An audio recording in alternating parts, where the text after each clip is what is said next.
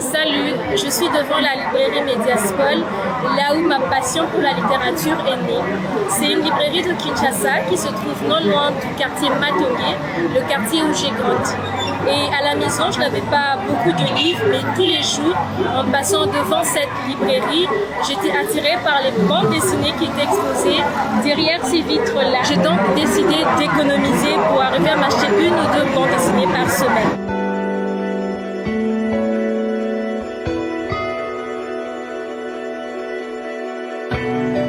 Pour moi, la littérature, c'est ma passion, c'est un moyen d'évasion.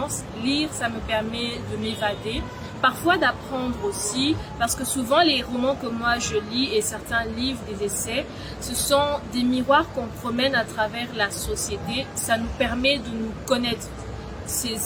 Lire un roman, c'est en quelque sorte se mirer, et je trouve important de promouvoir la littérature pour ça, mais aussi de partager ma passion avec les gens.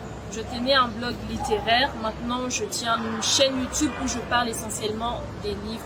Voilà comment je mène mon activisme, mais je tente aussi de sensibiliser sur terrain. Par exemple, je tiens une bibliothèque ambulante.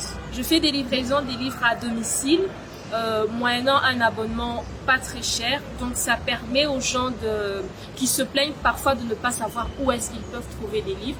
Ça leur permet de trouver des livres, et ceux qui n'ont pas le temps de se déplacer pour aller dans les bibliothèques par exemple, moi je vais faire la livraison à domicile. C'est ce que je fais sur terrain.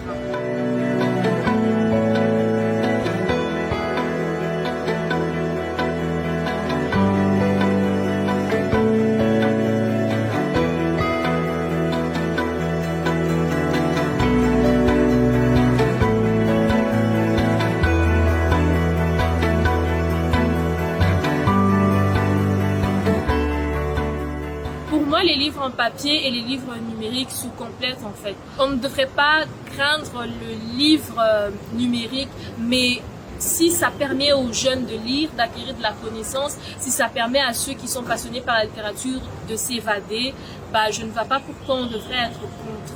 Je pense que ça peut permettre à certaines personnes de se mettre à la lecture plus facilement, parce que son téléphone par exemple on l'oublie rarement, et on l'a toujours sur soi en tout cas, et surtout ça ne coûte pas autant que les livres en papier. Je pense que la bibliothèque numérique pourra surtout résoudre le problème de l'accès aux livres qui se pose parfois, surtout les livres scientifiques.